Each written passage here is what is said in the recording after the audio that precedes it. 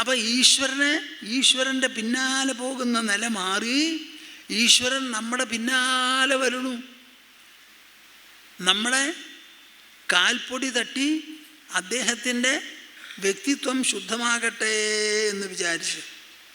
അതുപോലെ തന്നെ വാഗ്ഗദ്ഗദാദ്രവതേ യസ്യ ചിത്തം രുദത്യഭീക്ഷ്ണം ഹസതി ക്വചിച്ച വിലജ്ജ ഉദ്ഗായതി നൃത്യതേജ മദ്ഭക്തിയുക്തോ ഭുവനം പുനാതി. ഈ നാമസങ്കീർത്തനം എന്ന് പറയുന്നത് എന്താ? ആ നാമസങ്കീർത്തനം ഒന്ന് മാത്രമേ നമുക്ക് കൂട്ടായി ജപിക്കാൻ പറ്റുള്ളൂ. ഞാൻ ഈ തൃശ്ശൂരിൽ ഇവിടെയൊക്കെ ധാരാളം നാമസങ്കീർത്തനം നടത്തി പ്രദക്ഷിണം വെച്ചിട്ടുള്ള ആളാണ്. തെരുവുകളിൽ കേരളത്തിലുടനീളം ചെയ്തിട്ടുണ്ട്. ഇപ്പോഴും എനിക്ക് വലിയ ഇഷ്ടമാണ്.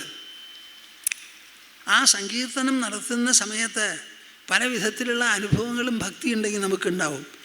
തൊണ്ടയിടറും, മനസ്സ് വെണ്ണ ഉരുകുന്ന പോലെ ഉരുകും, ചിലപ്പോൾ കരയും, ചിലപ്പോൾ ചിരിക്കും, ചിലപ്പോൾ വല്ലാതെ നിലവിളിക്കും, ഹരേ നാരായണ എന്നൊക്കെ ഉറക്കെ പറയും.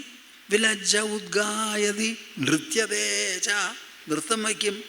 മദ്ഭക്തിയുക്തോ ഭുവനം പുനാതി, എൻ്റെ ഭക്തിയോടുകൂടി ഒരു യോജിപ്പ് വന്നു, അതങ്ങോട്ട് കൂടിച്ചേർന്നു എന്നുണ്ടെങ്കിൽ ഈ ലോകത്തിനെ മുഴുവനും പരിശുദ്ധനാക്കുന്നു എൻ്റെ ഭക്തൻ. അപ്പം നിങ്ങൾ എന്താ ഈ ഭക്തിയെക്കുറിച്ചും ഭക്തനെക്കുറിച്ചും വിചാരിച്ച്? നിഷ്കിഞ്ചനാമയി അനുരക്തചേതസഃ ശാന്താമഹാന്തോ അഖിലജീവവത്സലാഃ കാമൈരനാലബ്ധധിയോ ജുഷന്തിയത് തന്നൈരപേക്ഷ്യം ന വിദുസുഖം മമ. ഇതൊക്കെ ഭാഗവതത്തിലുള്ള എണ്ണിപ്പിറക്കി പറയേണ്ട ശ്ലോകങ്ങളാണ്.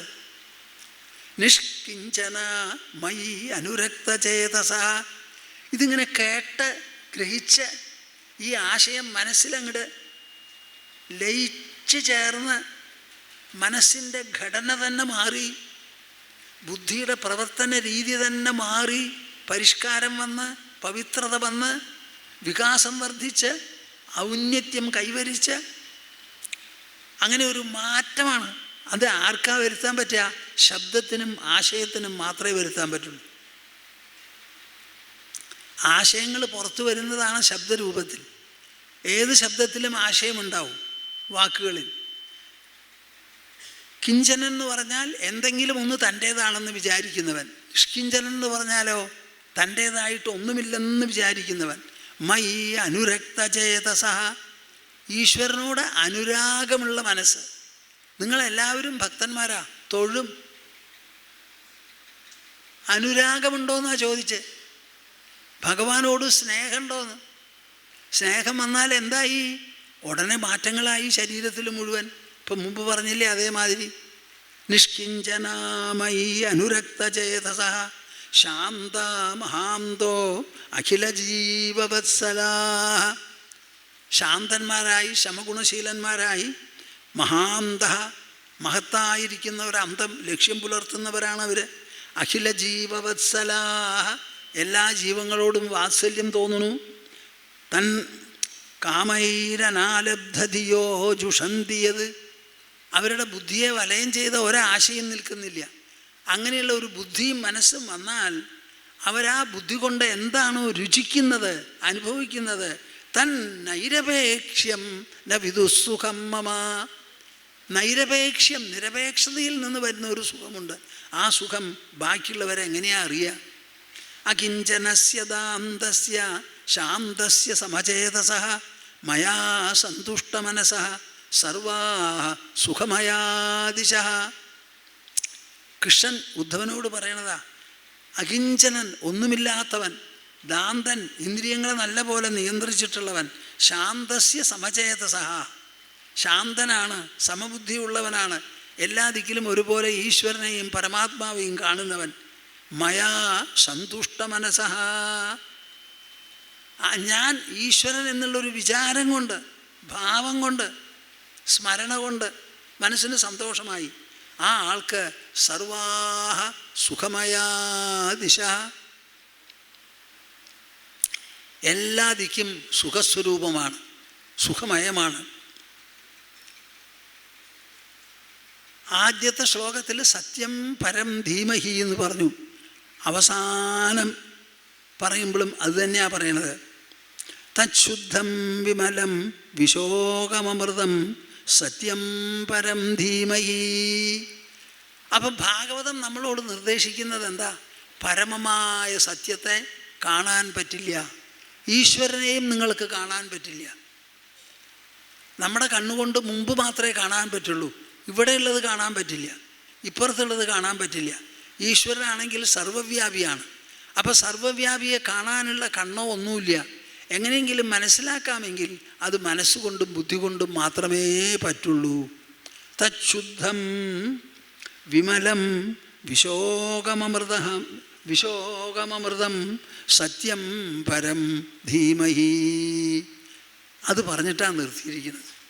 അപ്പോൾ ശ്രീമദ് ഭാഗവതത്തിൻ്റെ സന്ദേശം എന്താണെന്ന് ചോദിച്ചാൽ സത്യം പരം ധീമഹി. അപ്പോൾ ശ്രീമദ് ഭാഗവതം പറയുന്ന പരമസത്യം എന്താ എന്നുള്ളതിനെക്കുറിച്ച് നിങ്ങൾ കുറേശ്ശെയൊക്കെ കേട്ടും ചിന്തിച്ചും വായിച്ചും മനസ്സിലാക്കിയും ആലോചിച്ചും ഗ്രഹിക്കും. എന്നിട്ട് ആ പരമസത്യത്തിനെക്കുറിച്ച് ബുദ്ധി കൊണ്ട് ആലോചിക്കൂ. ഇതാണ് നമ്മുടെ ഭാഗവതം നിത്യജീവിതത്തിലാക്കി തീർക്കാനുള്ളൊരു വഴി. നിങ്ങൾ പൂജ കൊണ്ടും പുഷ്പം കൊണ്ടുമുള്ള ആരാധനയാണ് ഭക്തി എന്ന് വിചാരിച്ചാൽ അത് എത്ര നേരം നടത്തും? അരമണിക്കൂർ നടത്തും. ബാക്കിയുള്ള സമയത്തോ പൂജാമുറിയും പൂട്ടിയിട്ട് ഞാൻ എൻ്റെ ജോലിക്ക് പോവാൻ, എൻ്റെ പിന്നാലെ വരരുത് എൻ്റെ ഈശ്വര, എനിക്ക് കുഴപ്പമൊന്നും ഉണ്ടാക്കരുത്, ഞാൻ എൻ്റെ ഇഷ്ടം പോലെ വേണ്ടി വന്നാൽ പൊളിയും പറഞ്ഞുകൊണ്ട് കാര്യങ്ങൾ നടത്തിക്കോളാം, ഞാൻ വൈകുന്നേരം വന്ന് തുറക്കുമ്പോഴേ വരുള്ളൂ എന്ന് പറഞ്ഞ് പോകുന്നവരാണ് നിങ്ങളൊക്കെ. അതൊക്കെ ഒന്നൊന്ന് മാറി ശരിയായ ഭക്തി ഒന്നുണ്ട്, ഭഗവാൻ ഒന്നുണ്ട്. ആ ഭഗവാനെ നമുക്ക് ഹൃദയത്തിൽ പിടിച്ച് കെട്ടാൻ സാധിക്കും, സാക്ഷാത്കരിക്കാൻ സാധിക്കും. അതിനുള്ള വഴി ഇന്നതൊക്കെയാണ്. ഇതൊക്കെ പറയുന്നു. 3 കുട്ടികളെയാണ് ശ്രീമദ് ഭാഗവതം അവതരിപ്പിക്കുന്നത്. ഒന്ന് ശമീക മഹർഷിയുടെ കുട്ടി ശൃംഗി, പിന്നെ 5 വയസ്സുള്ള ധ്രുവൻ, 7 വയസ്സുള്ള പ്രഹ്ലാദൻ. ഈ കുട്ടികൾ മൂലം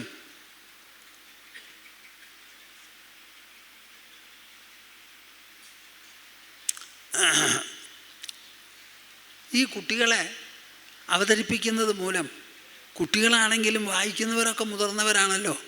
ഓരോ കുട്ടിയുടെ കാര്യത്തിലും ശൃംഗിയുടെ അച്ഛൻ ശമീക മഹർഷിയുടെ മകനാണല്ലോ. ഞാനിങ്ങനെ ചെയ്തു എന്ന് കേട്ടപ്പോൾ നീ ചെയ്തത് വലിയ തെറ്റായിപ്പോയി എൻ്റെ പൊന്നുമോനെ എന്നാണ് അച്ഛൻ പറഞ്ഞത്. ചെറിയ തെറ്റിന് ഇത്ര വലിയ ശിക്ഷ കൊടുക്കെ, ഇത് ശരിയായില്ല. അങ്ങനെ ഉപദേശിക്കാനുള്ള ആൾ നമുക്ക് വേണം. കുട്ടികളെ ഉപദേശിക്കേണ്ടത് അങ്ങനെയാണ്. അവരെന്തെങ്കിലും വിഡ്ഢിത്തം കാണിച്ചാൽ ശരി എന്നൊന്നുമല്ല നിങ്ങൾ പറയേണ്ടത്. സമയം വേണ്ടതുപോലെ ഉപദേശിച്ചു കൊടുക്കണം. പിന്നെ ധ്രുവൻ എന്ത് ചെയ്തു?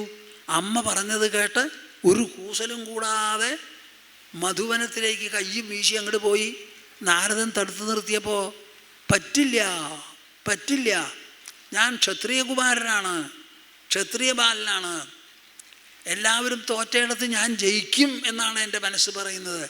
അതെന്തെങ്കിലും സഹായിക്കാൻ പറഞ്ഞു തരാനുണ്ടെങ്കിൽ പറയൂല്ലെങ്കിൽ മിണ്ടാതെ വന്ന വഴിക്ക് പോകുമെന്ന് പറഞ്ഞു.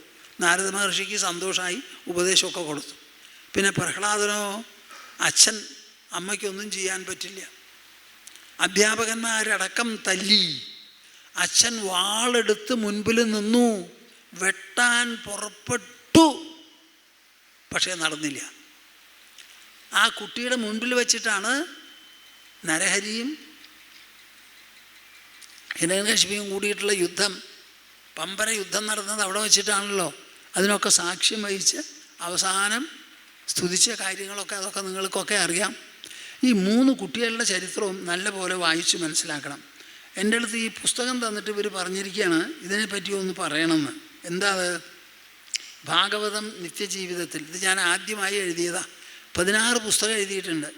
സംഗ്രഹിച്ച ശ്രീമദ് ഭാഗവതത്തിലുള്ള ശ്ലോകങ്ങളെ ചുരുക്കി എടുത്ത് അർത്ഥത്തോടും വിവരണത്തോടും കൂടി ഒരു മൂല്യനിർവചനം നൽകിക്കൊണ്ടുള്ള പുസ്തകങ്ങളാണ് 16. അതിൽ ആദ്യത്തെ പുസ്തകമാണിത്. ഇതിവിടെ ഒരു പുസ്തക പ്രദർശനം വേണം, അതിന് സൗകര്യം തരാമെന്നൊക്കെ പറഞ്ഞ് ആശ്രമത്തിൽ നിന്ന് വന്നിട്ടുണ്ട്. സാധാരണ ഞങ്ങൾ അതിനൊന്നും പുറപ്പെടാറില്ല. എന്തായാലും ഇവർ പറയണ കേട്ടപ്പോൾ ശരിയെന്ന് തോന്നി ഇവിടെ വന്നിട്ടുണ്ട്. ഇവിടെ പുസ്തകശാലയിൽ ലഭ്യമാണെന്ന് പറയാനായിട്ട് എന്നോട് പറയണു. ഇത് അവരാരെങ്കിലും പറഞ്ഞാൽ പോരെയാവോ?